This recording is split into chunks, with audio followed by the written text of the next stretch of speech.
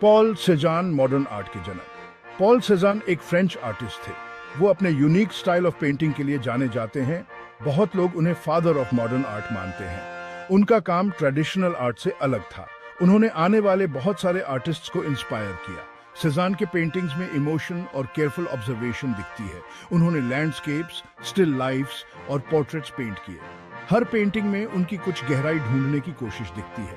वो चीजों का असली रूप दिखाना चाहते थे, न कि सिर्फ ऊपर ऊपर से। उनके पेंटिंग्स उनके समय में सबको समझ नहीं आते थे। कुछ लोगों को वो अजीब और अधूरे लगते थे, लेकिन कुछ को उनकी खूबसूरती दिखाई दी। उन्होंने आर्ट में कुछ नया और एक्साइटिंग होने की शुरुआत देखी। सेजान का काम एक ब्रिज बन गया। इसने 19th सेंचुरी और 20th सेंचुरी के आर्ट को जोड़ा। उन्होंने क्यूबिज्म और फॉविज्म जैसे मूवमेंट्स के लिए रास्ता बनाया। उनका इन्फ्लुएंस आज भी आर्ट में देखा जा सकता है। पॉल सेजान का जन्म एक्स-en-प्रोवेंस, फ्रांस में 1839 में हुआ था।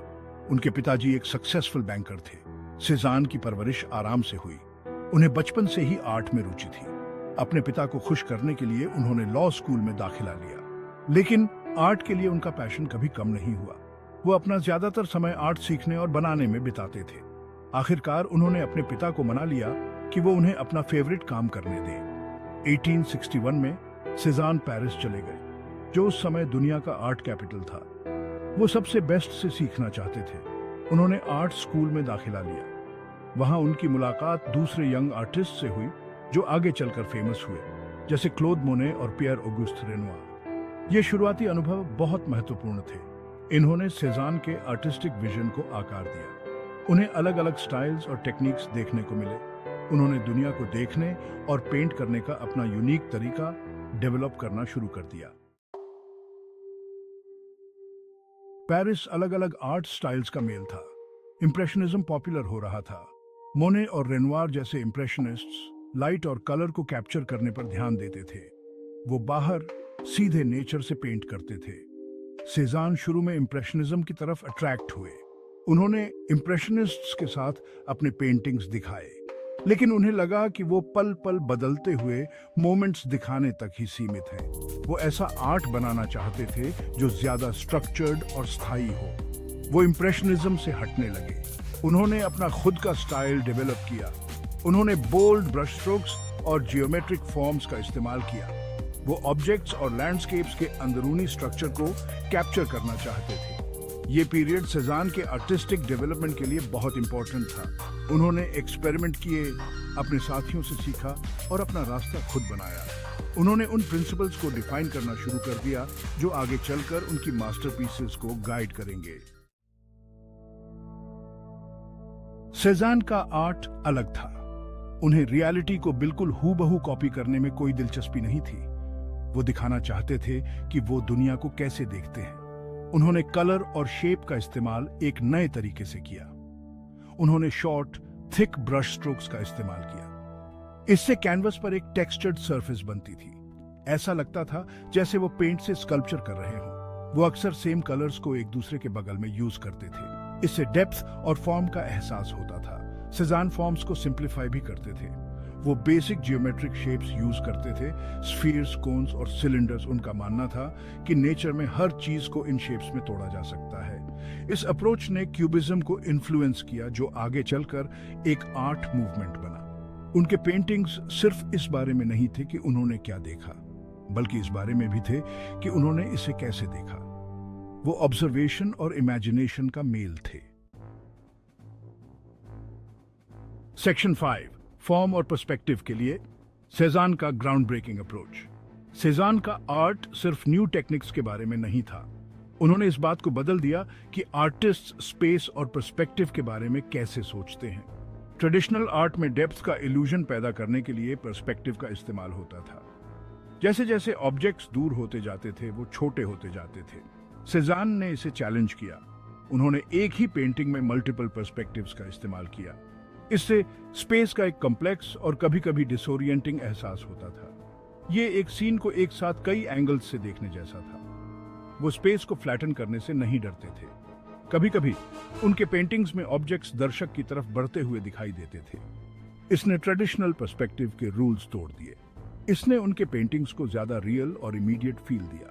फॉर्म और पर्सपेक्टिव के साथ उनका एक्सप्लोरेशन रेवोल्यूशनरी था। इसने एब्स्ट्रैक्ट आर्ट के लिए रास्ता बनाया। इसने हमारे आसपास की दुनिया को देखने और समझने के तरीके को बदलने में मदद की। सेक्शन 6, सेजान की मास्टरपीसेस को एक्सप्लोर करना, इनोवेशन का प्रमाण। सेजान ने बहुत सी इंपॉर्टेंट पेंटिंग्स बनाई। आइए उनमें से 3 को देखते हैं। द कार्ड प्लेयर्स में कुछ आदमी कार्ड्स खेलते हुए दिखाए गए हैं। ये पेंटिंग इस बात के लिए इंपॉर्टेंट है कि ये रोजमर्रा की जिंदगी को कैसे दिखाती है। ये अपने सिंपल कंपोजिशन और स्पेस के इस्तेमाल के तरीके के लिए भी जानी जाती है। द बेदर्स पेंटिंग्स की एक सीरीज है। इनमें नेचर में न्यूड फिगर्स दिखाई गई हैं। ये पेंटिंग्स इस बात के लिए इंपॉर्टेंट हैं कि ये फॉर्म और कलर का इस्तेमाल कैसे करती हैं। ये ह्यूमंस और नेचुरल वर्ल्ड के रिलेशनशिप को भी एक्सप्लोर करती है। स्टडी ऑफ एप्पल्स एक स्टिल लाइफ है। इसमें एक टेबल पर रखे हुए एप्पल्स दिखाए गए हैं। ये पेंटिंग इस बात के लिए इंपॉर्टेंट है कि ये फॉर्म बनाने के लिए कलर और ब्रश स्ट्रोक्स का इस्तेमाल कैसे करती है। ये रोजमर्रा की चीजों की सिंपल ब्यूटी में सेजान की इंटरेस्ट दिखाती है। ये मास्टरपीसेस सेजान के टैलेंट और इनोवेशन को दिखाती है। ये आर्ट की दुनिया पर उनके इम्पैक्ट को भी दिखाती है। हर एक सेजान के आर्टिस्टिक माइंड में एक विंडो है। ये दुनिया को देखने और उसे इंटरप्रेट करने के उनके यूनिक तरीके को रिवील करती है। सेक्शन 7, सेजान की स्थायी विरासत, मॉडर्न आर्ट को आकार देना। सेजान की मृत्यु 1906 में हुई। उन्हें अपने जीवन काल में ज्यादा प्रसिद्धि नहीं मिली, लेकिन उनकी मृत्यु के बाद उनकी आर्ट बहुत इन्फ्लुएंशियल हो गई। बहुत से आर्टिस्ट्स ने उनके काम को एक रेवोल्यूशन की तरह देखा। पाब्लो पिकासो, जो एक फेमस स्पेनिश आर्टिस्ट थे, सेजान से बहुत इंस्पायर थे। उन्होंने सेजान को हम सबका पिता कहा। जियोमेट्रिक फॉर्म्स के सेजान के इस्तेमाल ने क्यूबिज्म के डेवलपमेंट को इन्फ्लुएंस किया। हेनरी मैटिस, जो एक और इम्पोर्टेंट आर्टिस्ट थे, वो भी सेजान से इन्फ्लुएंस थे।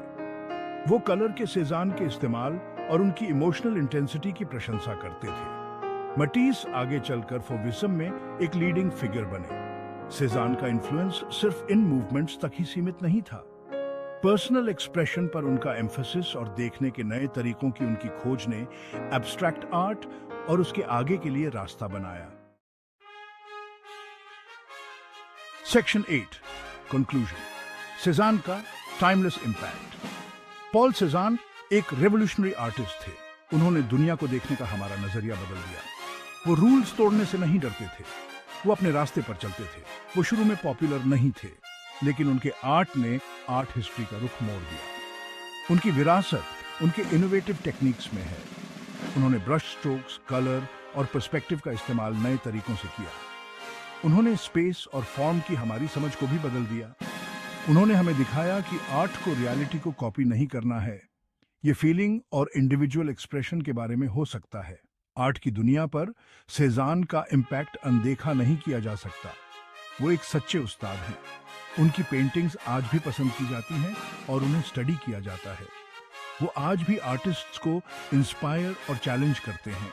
उनका काम हमें याद दिलाता है कि आर्ट दुनिया को नए सिरे से देखने के बारे में है। ये अनएक्सपेक्टेड जगहों पर ब्यूटी ढूंढने के बारे में है।